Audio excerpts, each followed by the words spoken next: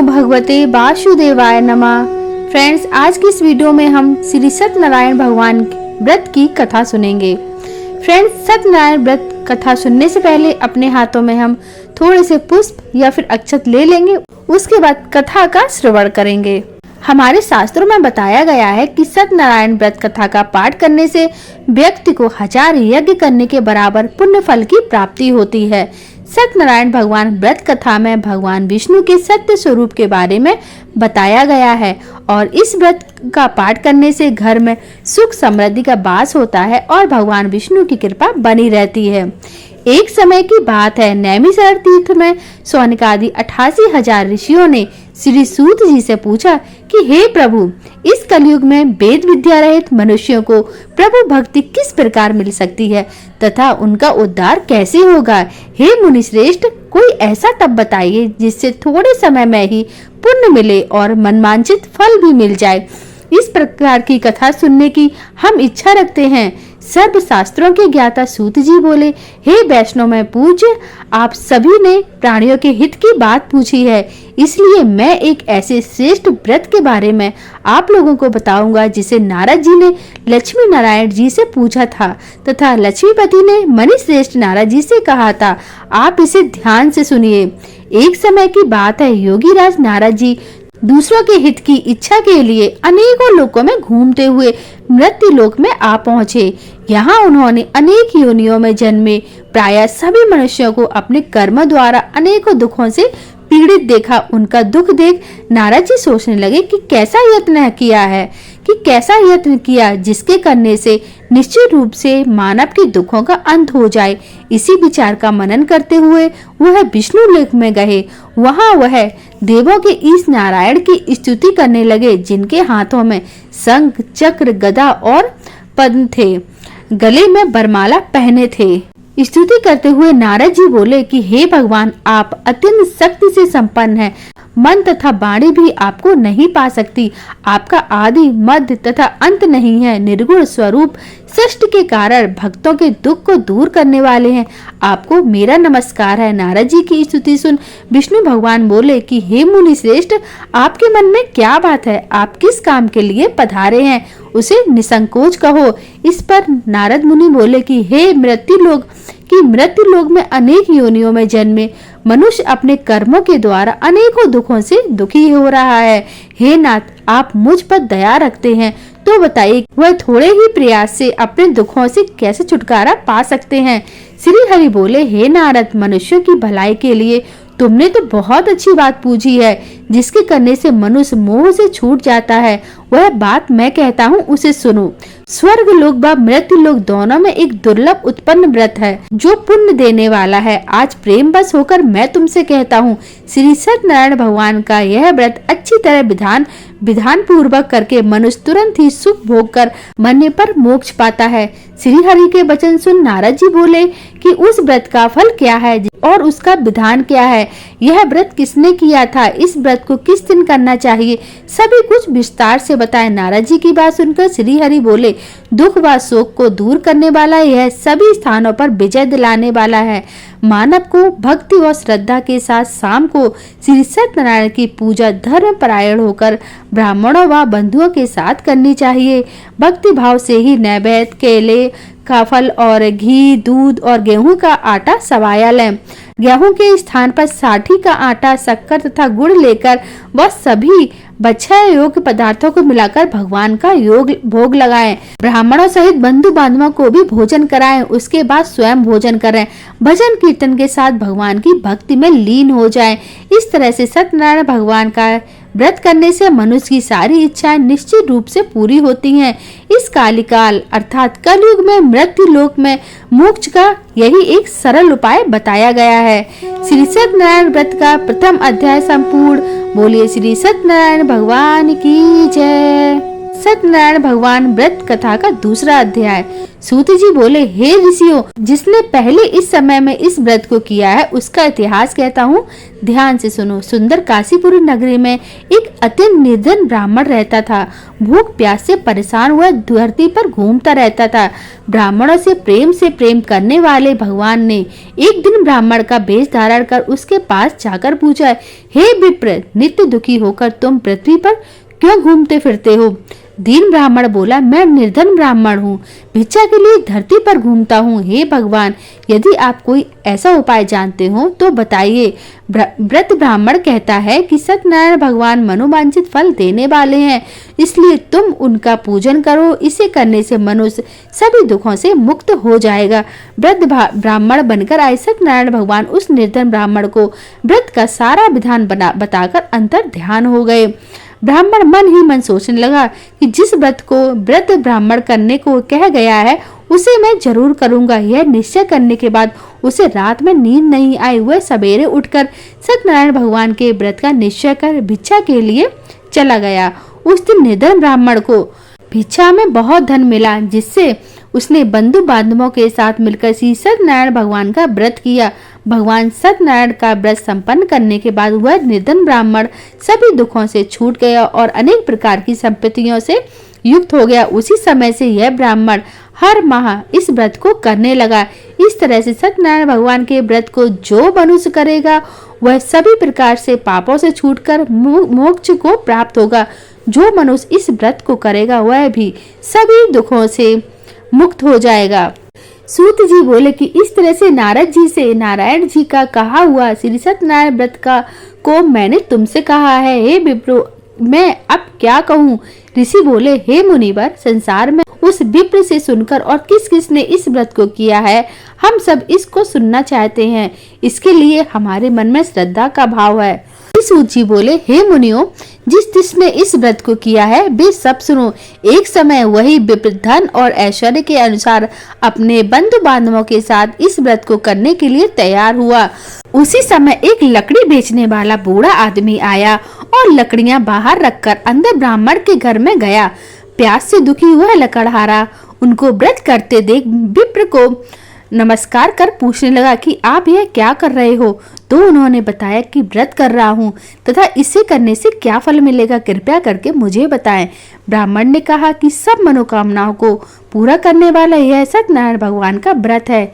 इनकी कृपा से ही मेरे घर में धन दान आदि की वृद्धि हुई है।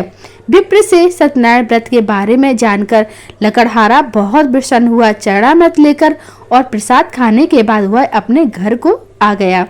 लकड़हारे ने अपने मन में संकल्प किया कि आज लकड़ी बेचने से जो भी धन मिलेगा उसी से श्री सत्यनारायण भगवान का उत्तम व्रत करूंगा। मन में इस विचार को लेकर बूढ़ा आदमी सिर पर लकड़ियां रखकर उस नगर में बेचने गया जहां धनी लोग रहते थे। उस नगर में उसे अपनी लकड़ियों का दाम जो है वो पहले से 4 गुना अधिक मिलता है। पूरा प्रसन्नता के साथ दाम लेकर केले, शक्कर, घी, दूध, दही और गेहूं का आटा लेकर सत्यनारायण भगवान के व्रत की अन्य सामग्रियां लेकर अपने घर को आ गया। वहां उसने अपने बंधु बांधवों को बुलाकर सभी से विधि विधान से सत्यनारायण भगवान का पूजन और व्रत किया। इस व्रत के प्रभाव से वह बूढ़ा लकड़हारा धन पुत्र आदि से युक्त होकर संसार के समस्त सुख भोगकर अंतकाल में बैकुंठ धाम को चला गया। श्री सत्यनारायण व्रत कथा का दूसरा अध्याय संपूर्ण। बोलिए श्री सत्यनारायण भगवान की जय। श्री सत्यनारायण भगवान व्रत की कथा का तीसरा अध्याय। तो जी बोले, हे श्रेष्ठ मुनियों, अब आगे की कथा कहता हूँ। पहले समय में एक उल्का मुख नाम का एक बुद्धिमान राजा था। वह सत्यवक्ता और जितेंद्रिय था। प्रतिदिन देव स्थानों पर जाता और निर्धनों को धन देकर उनकी कष्टों को दूर करता था। उसकी पत्नी कमल के समान मुख वाली तथा सती साध्वी थी। भद्रशिला नदी के तट पर उन दोनों ने श्री सत्यनारायण भगवान का व्रत किया। उसी समय साधु नाम एक वैश्य आया। उसके पास व्यापार करने के लिए बहुत सा धन भी था।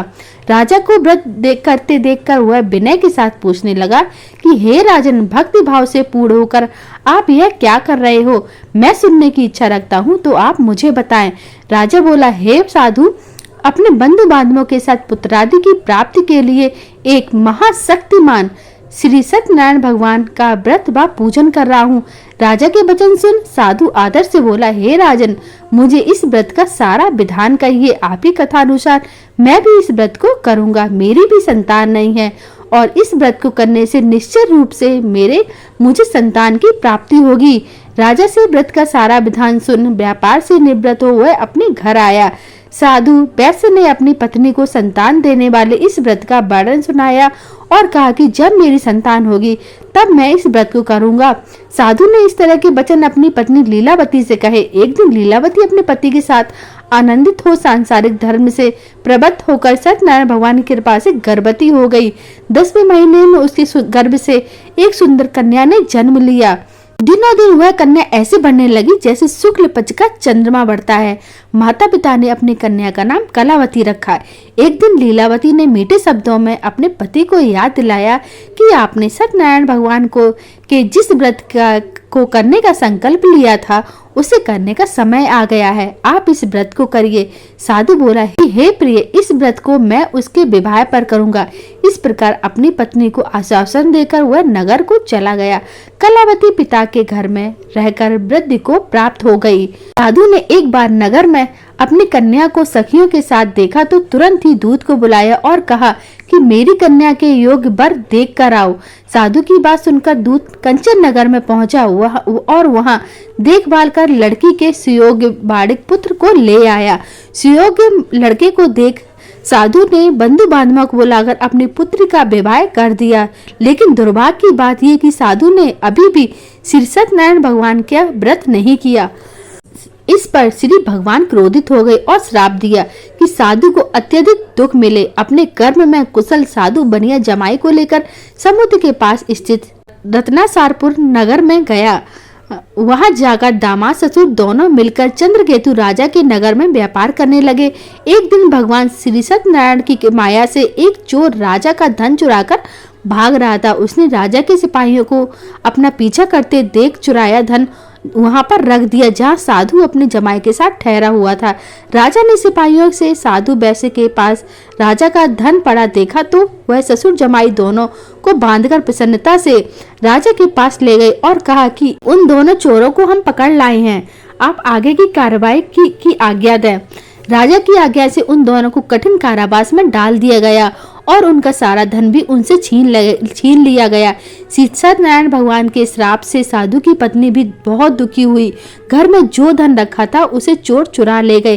शारीरिक तथा मानसिक पीड़ा बाद भूख प्यास से अति दुखी होकर अन्न की चिंता में कलावती के ब्राह्मण एक ब्राह्मण के घर गई। वहां उसने श्री सत्यनारायण भगवान का व्रत होते देखा। फिर कथा भी सुनी और प्रसाद ग्रहण करके वह रात को घर वापस आई। माता ने कलावती से पूछा कि हे पुत्री, अब तक तुम कहाँ थी, तेरे मन में क्या है? कलावती ने अपनी माता से कहा कि हे माता, मैंने एक ब्राह्मण के घर में श्री सत्यनारायण भगवान का व्रत देखा है। कन्या के वचन सुन भगवान के पूजन की तैयारी करने लगी। लीलावती ने परिवार व बंधुओं सहित सत्यनारायण भगवान का पूजन किया और उनसे वर मांगा कि मेरे पति और जमाई शीघ्र घर आ जाए। साथ ही यह भी प्रार्थना की कि हम सब का अपराध जो है वो क्षमा करें। सत्यनारायण भगवान इस व्रत से संतुष्ट हो गए और राजा चंद्रकेतु को सपने में दर्शन देकर कहा कि हे राजन, तुम उन दोनों वैश्यों को छोड़ दो और तुमने जो भी उनका धन लिया है उसे वापस कर दो। अगर तुम ऐसा नहीं करोगे तो मैं तुम्हारा धन राज्य व संतान सभी को नष्ट कर दूंगा। राजा को यह सब कहकर भगवान अंतर ध्यान हो गए। प्रातःकाल सभा में राजा ने अपना सपना सुनाया। फिर बोले कि बड़े पुत्रों को कैद से मुक्त कर सभा में लाओ। दोनों के ने आते ही राजा को प्रणाम किए। राजा मीठी बाड़ी में बोला, हे महानुभावो, भाग्यवश ऐसा कठिन दुख तुम्हें प्राप्त हुआ है, लेकिन अब तुम्हें कोई भय नहीं है। राजा ऐसा कह राजा ने उन दोनों के नए वस्त्र आभूषण भी पहनाए और जितना उनका धन लिया था उससे 2 गुना धन वापस कर दिया। दोनों वैसे अपने घर को चल दिए। श्री सत्यनारायण व्रत कथा का 3रा अध्याय संपूर्ण। बोलिए श्री सत्यनारायण भगवान की जय। सत्यनारायण भगवान व्रत कथा का 4था अध्याय। सूत जी बोले, वैश्य ने मंगलाचार कर अपनी यात्रा आरंभ की, अपने नगर की ओर चल दिए। उनके थोड़ी दूर जाने पर एक दंडी बेशधारी सी सत्यनारायण से उनसे पूछा, हे साधु, तेरी नाव में क्या है? अधिबाड़ी बड़े हंसता हुआ बोला, हे दंडी, आप क्यों पूछते हो? क्या धन लेने की इच्छा है? मेरी नाव में तो बेल और पत्ते भरे हुए हैं। बैस के कठोर वचन सुन भगवान बोले, तुम्हारा वचन सत्य हो। दंडी ऐसे वचन कह वहां से दूर चले गए। कुछ दूर जाकर समुद्र के किनारे बैठ गए। दंडी के जाने के बाद साधु बैस ने नित्य क्रिया के पश्चात नाव को ऊंची उठकर देखकर अचंभा माना और नाव में बेल पत्ते आदि देखकर वह मूर्छित होकर जमीन पर गिर पड़ा। मूर्छा खुलने के बाद वह अत्यंत शोक में डूब गया तथा उनका दामाद बोला कि आप शोक न मनाएं, यह दंडी का श्राप है, इसलिए हमें उनकी शरण में जाना चाहिए, तभी हमारी मनोकामना पूरी होगी। दामाद की बात सुनकर वह दंडी के पास पहुंचा और अत्यंत भक्तिभाव नमस्कार करके बोला, मैंने आपसे जो जो असत्य वचन कहे हैं उनके लिए मुझे क्षमा करें। ऐसा कहकर महान शोकातुर होकर रोने लगा। तब दंडी भगवान बोले, हे बड़े पुत्र, मेरी आज्ञा से बार बार तुम्हें दुख प्राप्त हुआ है, मेरी पूजा से विमुख हुआ। साधु बोला, हे भगवान, आपकी माया से ब्रह्मा आदि देवता भी आपके रूप को नहीं जानते, तब मैं अज्ञानी कैसे जान सकता हूँ? आप प्रसन्न होइए, अब मैं सामर्थ्य के अनुसार आपकी पूजा करूंगा, मेरी रक्षा करो और पहले के समान नौका में धन भर दो। साधु बैस के भक्तिपूर्ण वचन सुनकर भगवान प्रसन्न हो गए और उनकी इच्छा अनुसार वरदान देकर अंतर ध्यान हो गए। सरसुर जमाई जब नाव पर आए तो नाव धन से भरी हुई थी। फिर वहीं पर अपने अन्य साथियों के साथ सत्यनारायण भगवान का पूजन कर अपने नगर को चल दिए। जब नगर के नजदीक पहुंचे तो दूत को घर पर खबर करने के लिए भेज दिया। दूत साधु की पत्नी को प्रणाम कर कहता है कि मालिक अपने दामाद सहित नगर के निकट आ गए हैं। दूत की बात सुन साधु की पत्नी लीलावती ने बड़े हर्ष के साथ सत्यनारायण भगवान का पूजन कर अपनी पुत्री कलावती से कहा कि मैं अपने पति के दर्शन करने को जाती हूँ, तू कार्य पूर्ण कर शीघ्र आ जाना। माता के ऐसा वचन सुन कलावती जल्दी में प्रसाद छोड़ अपने पति के पास चली गई। प्रसाद की अवज्ञा के कारण श्री सत्यनारायण भगवान रुष्ट हो गए और नाव सहित उनके पति को पानी में डुबो दिया। कलावती अपने पति को वहां ना पाकर रोती हुई जमीन पर गिर गई। नौका का डूबा हुआ देख कन्या को रोता हुआ देख साधु दुखी होकर बोला कि हे प्रभु, मुझसे तथा मेरे परिवार से जो भूल हुई उसे क्षमा करें। साधु के दीन वचन सुनकर श्री सत्यनारायण भगवान प्रसन्न हो गए और आकाशवाणी हुई कि हे साधु, तेरी कन्या मेरे प्रसाद को छोड़कर आई है, इसलिए उसका पति अदृश्य हो गया है। यदि वह घर जाकर प्रसाद खाकर लौटती है तो उसे इसका पति अवश्य मिलेगा। ऐसी आकाशवाणी सुन कलावती अपने घर पहुंचकर प्रसाद खाती है और फिर आकर अपने पति के दर्शन करती है। उसके बाद साधु अपने बंधु बांधवों सहित श्री सत्यनारायण भगवान का विधि विधान से पूजन करता है और इस लोक का सुख भोग कर अंत में स्वर्ग जाता है। श्री सत्यनारायण व्रत कथा का चौथा अध्याय संपूर्ण। बोले श्री सत्यनारायण भगवान की जय। सत्यनारायण भगवान की व्रत कथा का 5वां अध्याय। सूत जी बोले, हे ऋषियों, मैं अब एक और कथा सुनाता हूँ, उसे भी ध्यान पूर्वक सुनो। प्रजा पालन में लीन तुंगध्वज नाम का एक राजा था। उसने भी भगवान का प्रसाद त्याग कर बहुत ही दुख सहन किया। एक बार वन में जाकर वन्य पशुओं को मारकर वह बड़ के पेड़ के नीचे आया। वहां उसने ग्वालों को भक्ति भाव से अपने बंधु बांधवों से सत्यनारायण भगवान का पूजन करते देखा। अभिमान बस राजा ने उन्हें देखकर भी पूजा के स्थान पर नहीं गया और ना ही उसने भगवान को नमस्कार किया। ग्वालों ने राजा को प्रसाद दिया, लेकिन उसने वह प्रसाद भी नहीं खाया और प्रसाद को वहीं छोड़कर अपने नगर को चला गया। जब वह नगर में पहुंचा तो वहां पर सब कुछ तहस नहस हुआ पाया तो वह शीघ्र ही समझ गया कि यह सब भगवान ने ही किया है।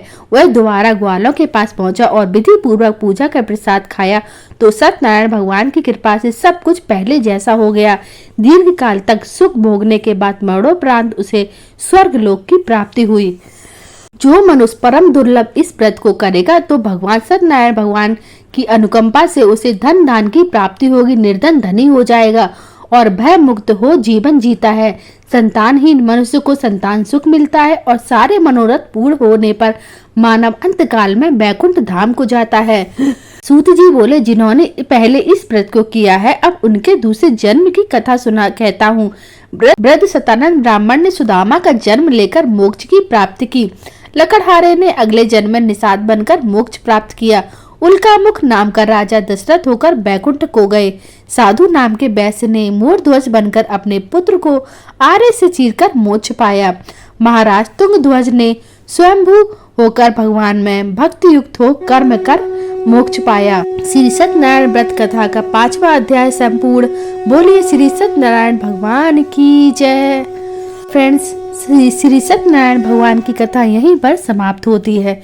तो कमेंट बॉक्स में जल्दी से सत्यनारायण भगवान की जय या फिर ओम नमो भगवते वासुदेवाय जरूर लिखिएगा।